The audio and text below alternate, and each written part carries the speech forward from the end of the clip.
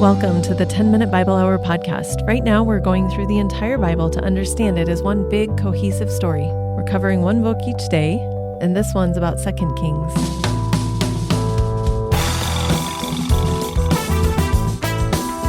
Hey, my friends, it's Matt. This is the 10-Minute Bible Hour podcast, and we're looking at 2 Kings this time around, which isn't even really the sequel to 1 Kings. It's just all Kings. It's one thing. There is no sequel here. So when you read the end of 1 Kings and then you turn the page over to the beginning of 2 Kings, it just keeps rolling. You would never know if you just put it all together with text because it is one book divided after the fact. Now, like we talked about last time, this isn't just a history book. This is a history book with a very clear purpose.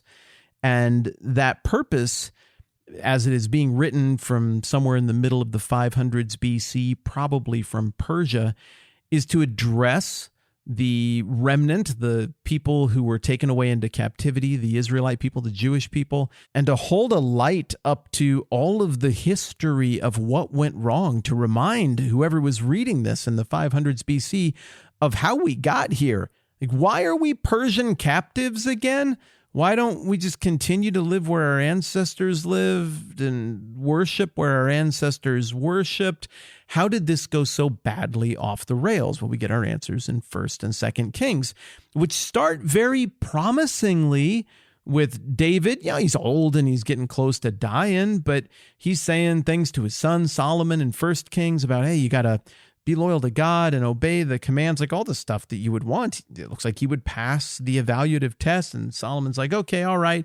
But then David, at the end of that expression of bedside wishes, is also like, hey, make sure to kill some people and engage in a lot of political intrigue toward these enemies. They can't be trusted. And that kind of sets the tone for where everything goes from there. This ends up through 1st and 2nd Kings not looking like a people set apart from God. They just look like everybody else. And maybe that's the biggest disappointment in all of it. They're fickle religiously like everybody else. They engage in bloodshed like everybody else. They have slaves like everybody else. They're not good at the peaceful transfer of power like everybody else.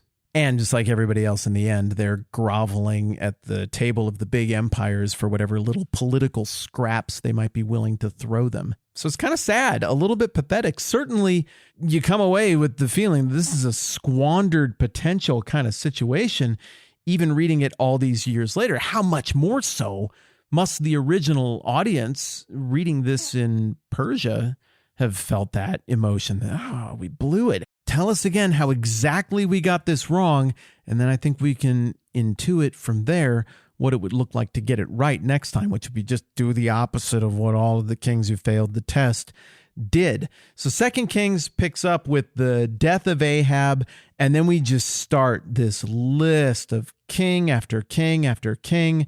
We get details specific to each one of them, or almost all of them, about exactly how they got things wrong.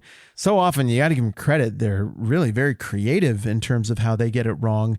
But old man Elijah passes along his authority, his mantle, if you will, of prophet to young man Elisha. And the contrast between Elisha and the kings he communicates with is fantastic. The impotence and small thinking that's on display with all of these kings who are supposed to be the most powerful. I mean, they're the sovereign of the land. It looks so pitiful contrasted with the power that God has vested in Elisha, and the stability of the passing on of authority from Elijah to Elisha contrasted with the inability to hand off power cleanly from one ruler to the next in Israel, I think speaks volumes as well. And ultimately, Israel spirals so far out of control, making stupid international treaties and deals, all in direct opposition to the prophets who God keeps sending them. It results in them running afoul of the worst people we've ever encountered in all of the history of the Bible up to this point. That's Assyria. They are monsters. They are a mean, evil empire. And this is an important little historical side note here. When you think of the spectrum of evil Bible empires in the Old Testament, they're big, like the big massive ones. Think of it this way. Assyria is all the way on the end of the spectrum toward awful. They're just monsters, and I want to get into it, but you can Google that stuff and find out for yourself exactly what the deal is.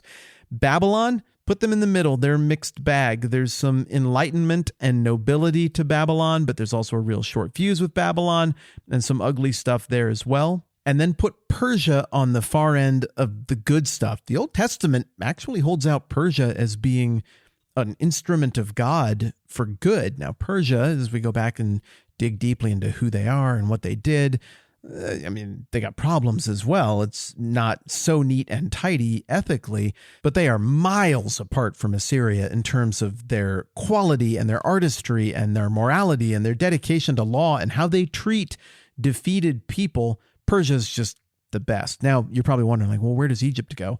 Put Egypt somewhere else. Egypt is so ancient and weathers the storm for so long.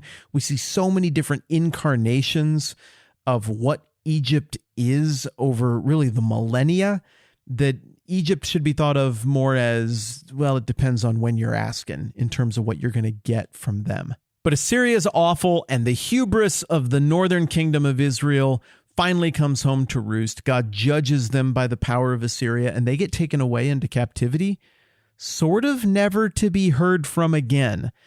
This is a massive problem for the person who is reading straight through the Old Testament and who's really latched on to the warning, I guess, if you will, that God gave the serpent all the way back in the beginning of Genesis, where it looks like the serpent just won and ruined everything. And now redemption is going to be impossible. But God, in lecturing that serpent, is like, no, there's going to be one who comes and crushes your head. You're going to strike at his heel, but he's going to crush you. So if you're the kind of reader who's like, I like that part where the evil loses and there's some kind of redemption and this story that seems very chaotic and bad ends up somewhere good, I want that. And if you're the kind of person who latched on to the promises that God was making to Abraham in the middle of Genesis and the promise that God made to David about this eternal king and this eternal kingdom and this great king who's going to reign forever, that's the good stuff. That's the through line of redemption. That's the business you're excited about. Well, pretty much all of the family of Abraham, just in like half a page, gets defeated and taken away into total historical obscurity. There is not much left through which this redemption can even come. The whole thing, the whole narrative, the whole hope for humanity and everything is hanging by a thread after chapter 17. And so then as you keep going through 2 Kings, you're going to be like, all right, well, now all of our hopes are on that southern kingdom. That's all that's left. Come on, come through, baby. But they don't. It becomes quickly apparent, despite a couple of revivals led by mostly sensible kings like Hezekiah and Josiah, who rediscovers the law. It's almost like too little too late when he finds it. And King Nebuchadnezzar from Babylon the Great, shows up in, I think we still say 586 BC. There's a little bit of debate about that precise year. And he conquers Jerusalem. He leaves the temple destroyed. The dwelling place of God is destroyed. And we wrap up this book with Nebuchadnezzar hauling away what's left of Abraham's descendants, the people through whom the promise is held. They get taken away to the east, to Babylon. Where does the presence of God dwell now? What happens to the covenant that God made with Moses? Is it over? What about that great nation that was supposed to occur? What about this eternal king and eternal kingdom and all of the redemption that was supposed to happen there? It really genuinely does read at the end of 2 Kings like all hope is lost, except for this one strange little bonus bit right at the end. Have you ever seen one of those things floating around the internet where they're like, who would be king of America today if we went off of George Washington's descendants?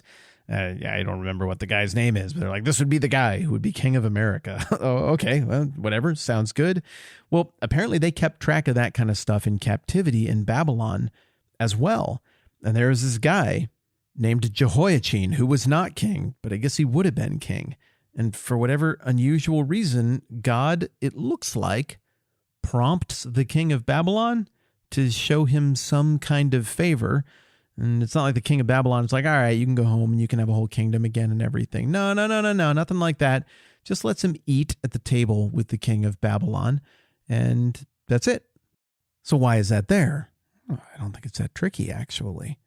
It's a glimmer of hope that God is still intending to keep his promise to David, that the whole redemptive plan is still on And it's a bit of foreshadowing for what's going to happen not under the rule of the Babylonians, but what's going to happen under the rule of the next great empire, that being the Persians, who are going to conquer Babylon. And as we'll see as we work through the narrative of the Old Testament more, they are going to be the ones politically who show great favor to God's chosen people. The little glimmer that we get with Jehoiachin is going to be realized much more in the coming historical books. If you're a fan of the redemptive plan, 1st and 2nd Kings look really, really bad. But we don't see anything that says that the plan is off. It looks like this is still a go. Now the deck is just totally stacked against God, and we're left to wonder, how is he going to pull this off? Well, there's one way to find out, and that is forward. 1 Chronicles next time around. I'm Matt. This is the 10-Minute Bible Hour Podcast. Let's do this again soon. This podcast is supported by many of you at patreon.com/the TMBH podcast. We're grateful because it supports our family.